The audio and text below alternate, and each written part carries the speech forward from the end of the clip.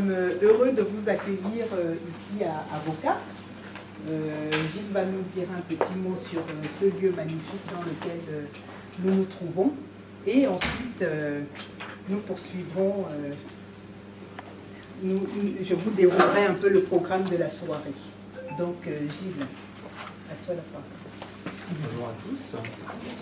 Je suis le directeur administratif et financier d'Avocap. Donc, Avocap, c'est un cabinet d'avocats qui regroupe à peu près 350 membres.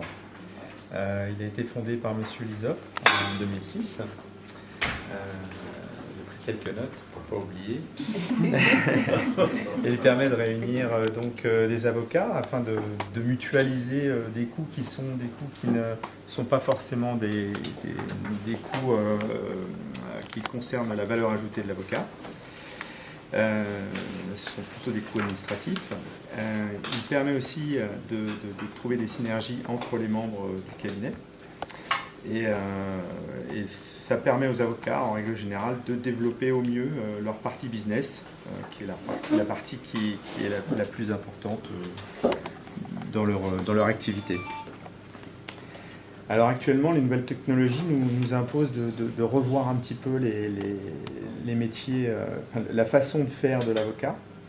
Avocat permet justement de réfléchir à ces nouvelles directions, aux enjeux un petit peu du futur, et permet d'accompagner les avocats dans ce changement afin qu'ils négocient au mieux le virage qui arrive et qui a déjà commencé à arriver.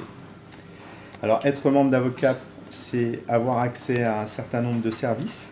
Ça peut être la formation, ça peut être la documentation juridique, ça peut être aussi l'échange avec différents membres d'Avocap. Et puis, on n'oublie pas aussi qu'on est dans une adresse qui est prestigieuse, effectivement, et très raffinée. 222 boulevard Saint-Germain, c'est une très très belle adresse. Et elle permet quand même de recevoir les clients des avocats dans de très bonnes conditions. Voilà. Alors, ce que Gilles oublie de dire aussi, je ne sais pas, tu ne l'as pas dit. En fait, ici, nous sommes à l'ancien musée des lettres et du manuscrit, pour ceux qui le savent. Et il y a eu des expositions extraordinaires dans ce lieu-ci, notamment l'exposition du manuscrit de Kerouac sur la route, qui faisait des kilomètres et qui habitait en fait pratiquement tout le bâtiment. Je ne sais pas si tu l'avais vu, l'expo. Mais elle était extraordinaire. Donc, chers amis du droit et des mots, alors moi je suis très honorée de vous présenter aujourd'hui une femme qu'on pourrait croire sortie d'un roman, si elle n'avait pas justement décidé d'en écrire un elle-même. Imaginez le CV, le plus intimidant que vous ayez jamais lu. Docteur en droit international, professeur à l'IRIC, l'Institut des relations internationales du Cameroun, qui forme les diplomates camerounais, avocate au barreau du Cameroun là et de Paris, parce que sinon nous serons encore ici demain matin. Alors normalement, avec un tel palmarès, on s'attend à quelqu'un de très sérieux, qui ne sourit qu'entre deux articles du droit international public. Erreur totale, complet, absolue, malentendu.